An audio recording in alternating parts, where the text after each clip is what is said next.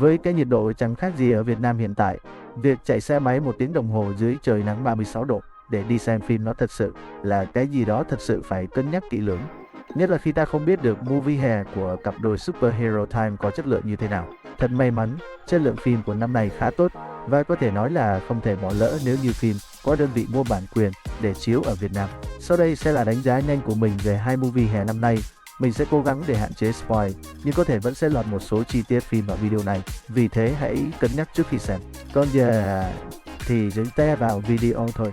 Một, tình hình rạp phim tỉnh mà mình đang sinh sống tại Nhật là Shiga. Không phải là một tỉnh quá nhộn nhịp nên cũng không khó hiểu nếu như rạp phim cũng như các phòng chiếu hiếm khi được lấp đầy. Đặc biệt là các phim có lượng fan tại chỗ không quá đông như phim của Sentai và Kamen Rider. Lần này đi xem cũng vậy, nhưng cũng đã có một số điểm khác biệt đáng chú ý. Đây là lần đầu mình bắt gặp các fan girl bàn tán về các anh chàng trong phim. Cụ thể ở đây là One Red và Legend. Cũng không có gì lạ vì khi xem phim hàng tuần thì các bạn cũng đã thấy rồi.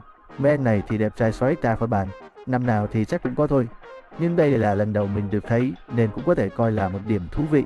Nhân đang nói về rạp phim thì cũng nói luôn về suất chiếu dành cho trẻ em. Có lẽ là lần đầu tiên được làm. Đó là suất chiếu được bố trí vào khung giờ 10-12 giờ sáng mỗi ngày. Phòng chiếu sẽ có ánh sáng được duy trì cũng như có cho phép các bé được vui chơi hò hét trong đó. Khung giờ chiếu như trên thì khi xem phim xong sẽ đến giờ ăn cơm trưa luôn. Nên cũng rất tiện cho phụ huynh, cũng như cũng giúp cho các bé không làm ảnh hưởng đến trải nghiệm xem phim của tệp khán giả lớn tuổi hơn. Tuy nhiên có một điểm khá là lạ ở rạp chỗ mình, đó là suất chiếu trẻ em này sẽ chỉ có ở các ngày trong tuần, còn cuối tuần thì lại không có. Để tiện so sánh thì rạp tại Kyoto, tức là ở thành phố lớn, có suất chiếu này vào mỗi ngày. Mình không nghĩ ra được là tại sao lại như thế nên đành nhường cho các bạn giải thích vậy. 2.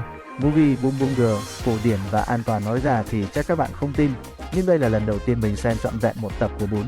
Trước thì mình cũng chỉ xem một số clip cũng như chỉ đọc tin thôi, nên trải nghiệm của mình về nhóm Boom này là gần như không có. Tuy nhiên thì nó không ảnh hưởng lắm đến trải nghiệm xem movie này, vì nó cũng không khác với các movie Sentai hè khác nhiều lắm. Câu chuyện độc lập và khá là cổ điển. Mô típ của movie này thì quá là cổ điển rồi, không có gì đột phá cả. Điểm mạnh sẽ đến từ các pha chiến đấu có thời lượng khá nhiều, cùng màn thể hiện đồng đều của cả team. Anh tím do được xuất hiện trong series sớm nên cũng có đất diễn trong movie khá là nhiều. Còn về điểm yếu thì có lẽ đến từ nhân vật khách mời. Ông chú diễn tốt và biểu cảm phong phú thì có thời lượng trong phim rơi vào tầm 2 phút. Còn bạn nữ thì biểu cảm gần như không có. Theo diễn biến của phim thì đến tận màn combat cuối cùng của phim thì mới cười được một cái. Điều này khiến cho sự đối lập của nhóm Bún và nữ diễn viên khách mời cực kỳ lớn. Khi một bên thì biểu cảm hơi quá đà, còn bên kia thì gần như không có. Điều này có thể là do kinh nghiệm diễn xuất của bạn ấy không quá nhiều nên có thể thông cảm được. Dù sao thì diễn viên chính cũng là nhóm Bún kia mà. Bảo sao không ai nhắc gì đến movie của Bún khi leak tin movie từ rạp. Vì có gì đâu mà leak hay Jazz. 3.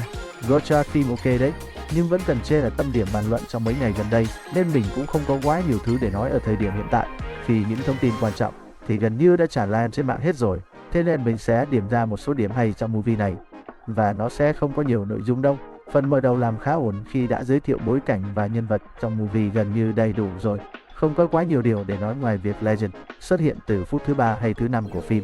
Mà ra sớm thế thì cũng không trách được việc ngài sẽ ăn hành trong movie rồi. Phần giữa của phim ôm đồn quá nhiều tuyến nhân vật. Ngoài cặp Gotcha thì còn có Decade, có Dia VV, có nhân vật phụ ở tương lai và nhóm giả kim ở hiện tại. Việc có quá nhiều tuyến nhân vật khiến cho giai đoạn này của phim có cảm giác rời rạc và làm giảm sự tập trung của khán giả. Nếu có thể làm phần chuyển cảnh mượt mà hơn thì phim sẽ hay hơn nhiều. Đoạn này cũng cần nói đến diễn xuất của Daigo. Khi anh thể hiện dưới sức khá nhiều, biểu cảm của anh có cảm giác như anh không biết mình đang làm gì, sao mình lại ở đây. Nó khá là gượng ép và rõ ràng là Daigo có thể làm tốt hơn thế này nhiều. Điểm sáng của phần giữa này chính là thầy Minato tương lai. Màn diễn xuất của thầy sẽ khiến nhiều người cảm thấy tiếc nuối khi thầy không làm phản diện nhiều hơn cho mà xem. Giai đoạn cao trào ở phần cuối phim được làm cực kỳ tốt. Các tuyến truyện ngoài lề đã được giải quyết xong từ phần giữa phim, nên ở phần này chỉ còn là màn thể hiện của hai bảo mà thôi. Daigo đến phần cuối này đã có màn thể hiện tốt hơn nhiều nếu so với phần đầu và giữa phim. Bên cạnh đó, màn cổ vũ của nhân vật quần chúng và cả khán giả trong rạp nữa cũng được làm rất tự nhiên. Và nếu phòng chiếu chỉ có fan Kamen Rider thì mình có thể đảm bảo là mọi người cũng sẽ hô theo như những đứa trẻ vậy. Tổng kết lại, đây là một movie được làm tốt ở khâu hành động và kỹ xảo. Phần nội dung tuy vẫn có nhiều đoạn không ăn khớp nhưng nhìn chung là được làm liền mạch và trau chuốt, không bị lan man hay để ngỏ vấn đề nào. Nếu nói movie này là siêu phẩm thì là không đúng. nhưng đây vẫn là movie đáng xem nếu được phát hành ở Việt Nam thông qua rạp phim. Tổng kết tuy rằng không có được lịch phát hành quá đẹp khi phải ra trước kỳ nghỉ lễ tận 2 tuần và phải phát hành cùng lúc với một gã to bự như Deadpool and Wolverine, nhưng movie hè của Boom Boom Girl và Godchurch vẫn là một phim đáng xem nếu bạn đang ở Nhật Bản và yêu thích phim Tokusatsu.